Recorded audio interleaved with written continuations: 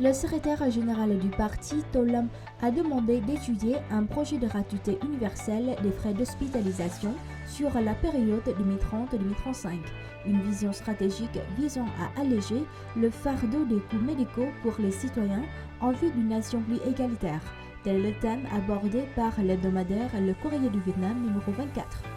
Selon les articles, la santé est érigée en priorité nationale, considérée comme un fondement essentiel du bien-être collectif et du développement durable, justifiant des investissements accrus dans les soins, la prévention et le renforcement des infrastructures sanitaires de base. Le secrétaire général du parti, Tolam, appelle également à promouvoir une culture de la prévention, à accélérer la transformation numérique des établissements de santé et à encourager des modes de vie sains. Le gouvernement prévoit qu'entre 2026 et 2030, 90% des Vietnamiens aient accès aux services de prévention et bénéficient d'un bilan de santé annuel grâce à une couverture maladie renforcée.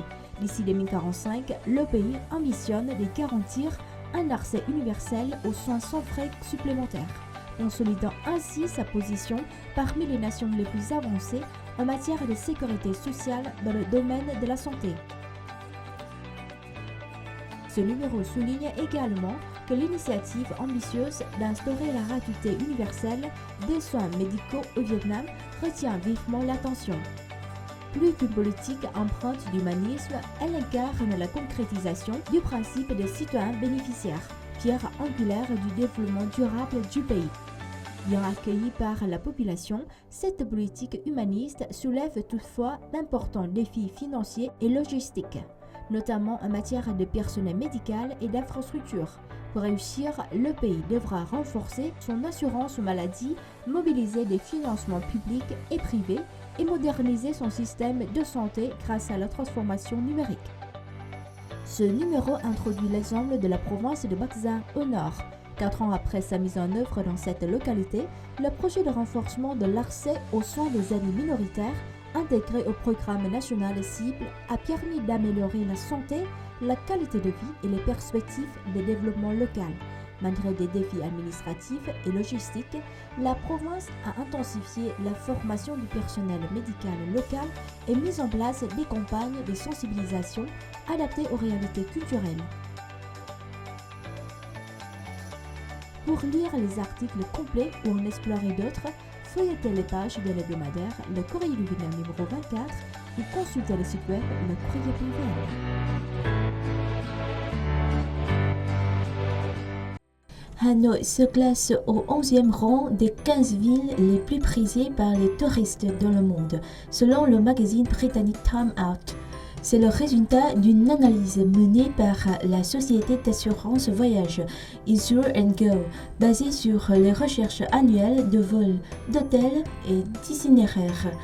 Capitale du Vietnam, Hanoï séduit par son charme ancien, sa richesse culturelle et sa gastronomie profondément enracinée dans l'identité nationale. Forte de plus d'un millénaire d'histoire, la ville conserve un patrimoine impressionnant à travers ses monuments, ses vieux quartiers et ses modes de vie traditionnels. Des sites emblématiques comme la cité impériale de Thăng Long, le temple de la littérature ou encore le vieux quartier attirent chaque année des millions de visiteurs.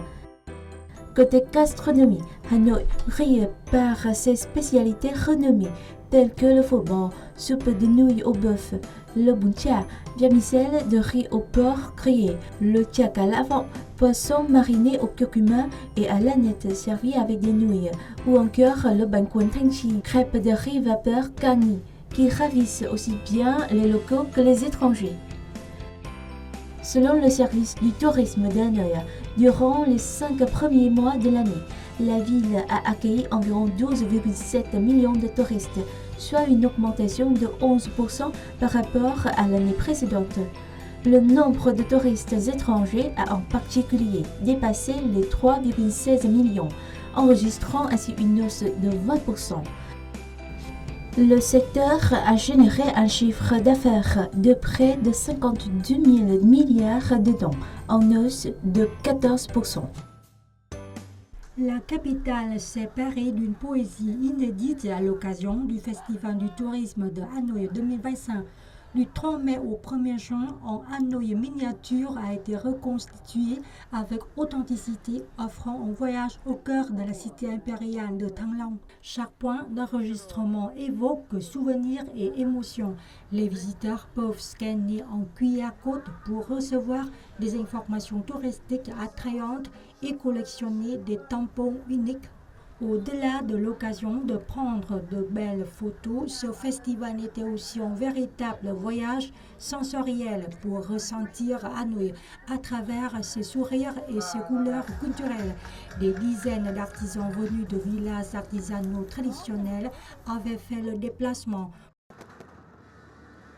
Le Festival international de feux d'artifice de Da Nang 2025 a été inauguré le 31 mai. Placé sous le thème « La quintessence de la culture », la soirée d'ouverture a laissé une forte impression aux habitants comme aux visiteurs, promettant un festival captivant. L'ouverture du festival cette année a été marquée par une compétition entre l'équipe locale de Da Nang, Vietnam, et l'équipe championne en titre, la Finlande.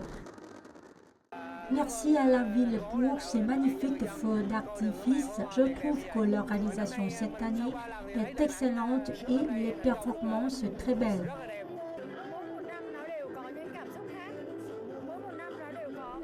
Chaque année apporte des nouveautés et un contenu plus riche, offrant aux spectateurs des émotions et une exaltation renouvelée, à l'image des salves de feux d'artifice.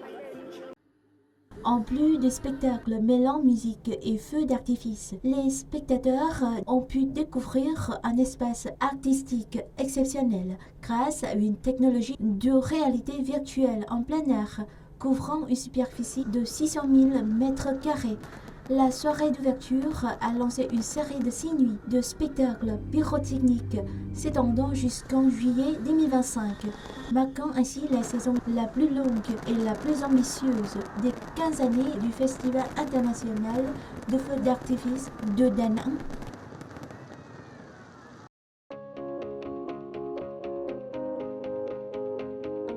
D'après Google Destination Insights, les recherches internationales sur le tourisme au Vietnam ont progressé de 10 à 25% depuis début 2025, selon l'autorité nationale du tourisme du Vietnam. Le pays se classe 7e parmi les destinations les plus recherchées au monde et est le seul représentant d'Asie du Sud-Est dans le top 10 devant les Philippines, 18e, Singapour, 25e, la Thaïlande, 36e, l'Indonésie, 36e et la Malaisie, 39e. Cette tendance positive s'explique par une politique de visa favorable, une offre touristique variée et de qualité et le développement des liaisons aériennes internationales. Ces éléments permettent au Vietnam d'espérer d'atteindre l'objectif d'accueillir 22 à 23 millions de visiteurs étrangers en 2025. Les 10 destinations vietnamiennes les plus consultées sont Ho Chi Minh Ville, Hanoï, Đà Nẵng, Phú Quốc, Nha Trang, Hội An, Vũng Tàu, Đà Lạt, Phan Thiết et Huế. Vũng Tàu et Ninh Bình ont enregistré une hausse de recherche supérieure à 75%.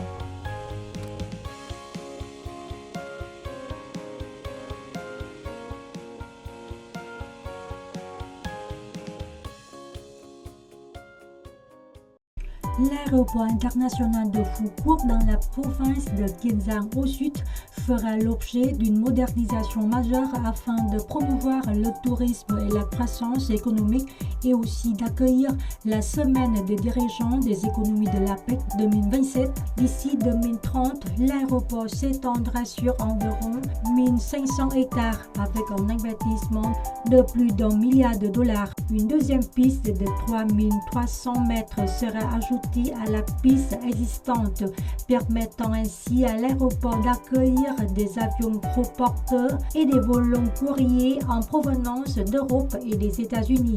L'extension vise à porter la capacité de l'aéroport à 18 millions de passagers par an d'ici 2027.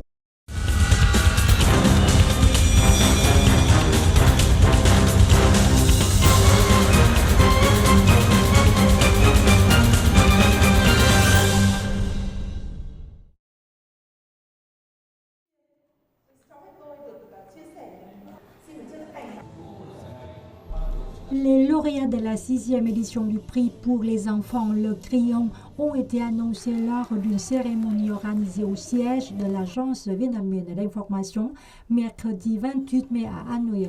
Le compositeur Phạm Tuyên s'est vu remettre le grand prix Chevalier Crayon pour sa contribution de toute une vie à la musique pour enfants. C'est également la première fois qu'un compositeur est honoré dans cette catégorie prestigieuse après des figures littéraires telles que Nguyễn Nhật Ánh, Trần Đức Tiến et Lý Lan. Né en 1930, Phạm Tuyên est l'une des grandes figures de la musique vietnamienne moderne. En plus de 50 ans de carrière, il a laissé une empreinte marquante dans de nombreux genres musicaux, notamment avec plus de 200 chansons pour enfants. En 2013, il a été reconnu par l'Organisation des records du Vietnam comme le compositeur ayant écrit le plus grand nombre de chansons pour enfants largement diffusées. Phạm Tuyên n'est pas seulement le musicien dont les chansons résonnent encore dans les salles de classe, les aires de jeu ou à chaque saison de la fête de la mi-automne. Il est aussi celui qui a jeté les bases de la musique pour enfants après 1975.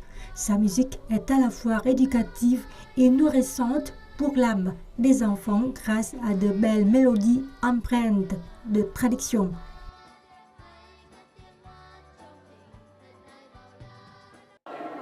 Ông không phải chỉ yêu các em mà cũng kính trọng các em. Ông theo Le compositeur Phạm Tuyên aime et respecte profondément les enfants. Avec sa musique, il les accompagne depuis leur naissance, dans les bras de leur mère, puis à la maternelle, à l'école primaire. C'est naturel, innocente et d'une grande beauté mélodique. cùng với âm nhạc của Phạm Tuyên thì nó tự nhiên, nó hồn nhiên mà nó đẹp, giai điệu rất đẹp. À 95 ans, Phạm Tuyên continue de partager son amour pour l'enfance à travers le projet de livre Khúc Đồng Dao của bé, mélodie populaire pour enfants, raconté par sa fille, la journaliste Phạm Hồng Tuyên. Cet ouvrage comprend des 40 comptines traditionnelles mises en musique par le compositeur, accompagnées d'illustrations, de récits narrés et de cuits à côte pour écouter la musique. Une expérience multimédia moderne. Ngày trước thì vẫn có một cái quan niệm là cái dành cho trẻ em ấy thì nó có lẽ là nó cũng nhỏ nhoi á. Autrefois, on pensait souvent que ce qui est destiné aux enfants est insignifiant. Mais en réalité, ce sont les grands auteurs qui respectent profondément l'univers de l'enfance et y consacrent toute leur énergie, car les enfants sont l'avenir du pays. Si l'on ne prend pas soin d'eux dès leur plus jeune âge, comment pourront-ils se développer pleinement et devenir des citoyens constructeurs de la nation? C'est pourquoi la création artistique et culturelle pour les enfants mérite une attention particulière et le prix Zemen en est un exemple, un prix très précieux et de haute importance. Mọi người đánh giá về chất lượng ấy, nó rất là cao.